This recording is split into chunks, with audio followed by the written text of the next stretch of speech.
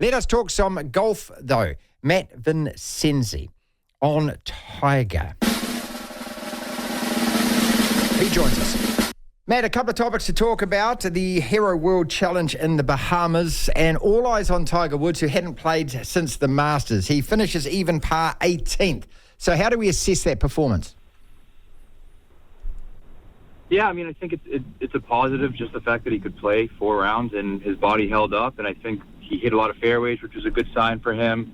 And a lot of his mistakes came around the greens and on the greens, which I think is just rust and a little bit of sloppiness, and I think that can be taken care of. But overall, I think it was a pretty good performance.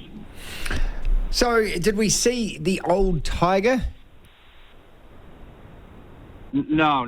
I don't think we'll ever see the old Tiger, and I'm kind of in the camp where I don't think he can win again for the most part, because I don't think he can play enough to get into a rhythm. I know he talked about playing once a month going forward, and that might be in his mind enough to keep him sharp, but I think he needs to play a regular schedule, not a huge one, but 10 or 12, 15 events so he can get into a rhythm, lead up to an event, and have his best stuff. But I just think playing once a month is not going to be enough for him to have his, ever reach that top level. In terms of his swing, I mean, there's also so much analysis on this with all the injuries and everything. How has that changed? The swing's definitely changed to where his swing speed is down. He was able to get it out there a lot this week, but that's kind of the case at the Hero World Challenge. And he hit a lot of fairways, but the fairways are really wide. So I think he's focused more on control than power and speed. And I think you saw him a much bigger, bulked up Tiger, and I think a big reason for that was he wanted to overcompensate what he lacked in his lower body strength with some more upper body strength, and that definitely seemed pretty good. He was definitely getting it out there, but I think overall he's going to be focused on a more controlled style of golf where he's hitting as many fairways as possible, strategic play, that kind of same Tiger we saw in 2019 when he won the Masters. Are the top golfers in the men's game now that much better than where he is and where he can get to? I think so.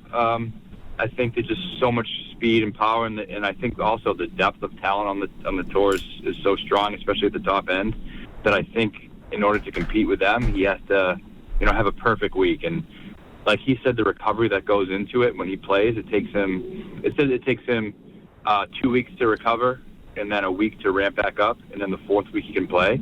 So I just think the fact that he has to take 2 weeks after 1 week of playing to recover and let his body heal is not going to allow him to get to where he needs to be. And at 47 years old, the body doesn't, react that quickly to the treatment that he's getting.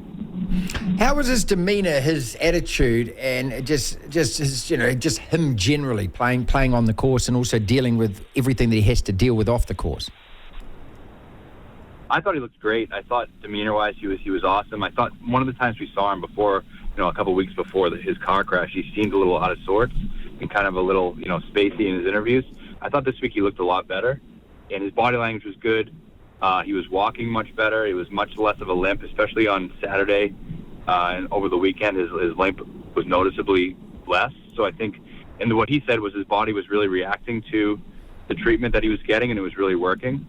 So I think overall it's a positive sign, especially for his mental, emotional, his spirits going into the week. I thought it seemed like even he was pleasantly surprised with the results that he got. Matt Vincenzi is with us, GolfWRX, he writes for, and the response that he got. I mean, everyone is just so interested and fascinated with him and everything about him, and so there's so much attention on him. Did the crowds react well? Oh yeah. Tiger. I mean, no one moves the needle like Tiger. He is the number one story. Anytime he tees it up, he's just the guy that moves the needle. He is professional golf at this stage, and it's tough for the PGA Tour who want to develop these other stars. But when Tiger comes to town, I mean, people are going to be watching. There are crowds following him. He is the attraction until he stops playing, and I don't think he will stop playing. I think he just has that competitive drive in him to where that's who he is. It's all he's known since he was 2 or 3 years old, is to play golf and compete. So I think he's gonna continue to do it. When do we see him next then? So we'll see him next at the PNC Championship. He'll play with his son Charlie. They'll play alongside Justin Thomas and his dad. last year they were the runner-up or 2 years ago they were runner-up to the dailies. Last year, Vijay Singh and his son won. But I think this year they have a really good chance to win. I assume they'll be the favorite. Charlie's much bigger and stronger. He's definitely hit a little growth spurt, and he's playing really well now. And then Tiger seems to be getting it back to where he can compete at that level. So I think Charlie and Tiger next month at the PNC Championship is going to be a real sight to see. Matt, does he get a dispensation to enter the majors? Because I know that, every golf tournament that, they can make adjustments if they want to, and they can rewrite their own rules if they want to. Just in terms of the box office, the eyes on, the increased numbers, all of that, what the sponsors you will get, all of that kind of stuff. It's a recipe for me that if I was in charge of one of these events, I'd go, well, okay, how do we do this? How do we make this happen? Yeah, well, he'll definitely be in the majors. He'll be able to play in any event that he wants to play in. There's no doubt about it. He will get if he wants to play, he'll get an exemption. They give exemptions to guys all the time when they necessarily don't qualify for an event. Like the elevated events, he won't be technically in terms of criteria of getting in, but they'll definitely give him an exemption if he wants one. I expect to see him at Riviera, at the Genesis. He's one of the hosts of the tournament, so he can definitely play in it.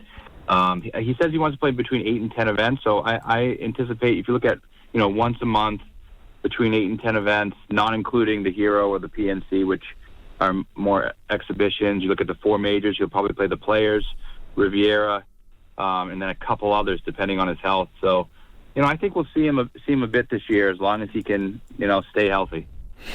Finally, let's talk about Jon Rahm. All the rumours circling. Any more news about whether he is going to take this $600 million deal to go to LIV? I laughed when I read JJ Watt saying that he would use physical force to make him sign. It's a hell of a lot of money. Yeah, it is. And I don't think it's going to be 600 like cash. I think from the reports that I've seen and the people I've talked to who are really close to the situation. And by the way, the reports I'm getting are that he is definitely signing. Before the Friday meeting that Yasser has with Jay Monahan, but I think it's $300 million from what I heard, paid over the course of 6 seasons, so $50 million a year. That other $300 million is just what they're anticipating will be the team equity by the time that contract runs out, whether that comes to fruition or not. But I think it's $300 million cash. I think he is going to take it from everyone I've talked to, and I've talked to some people who are pretty close to the situation. The one caveat being LIV is still denying that it's happening, and they won't say anything. They're dead silent on the matter. People who I've talked to in the past who share a lot of information are refusing to share a single word about this. I think whether they don't want to spook him or whether he's really adamant that it's kept quiet. I've also heard that there's a group text going on in the Ryder Cup European team that he's involved in, and Rory is looking for answers from Rahm, and all the guys are texting, and Rahm will not respond to those texts. That's what I've heard. To me, it seems like all the signs are pointing to him going, but to this point, nothing yet. Wow. Okay. So, sound of silence says everything.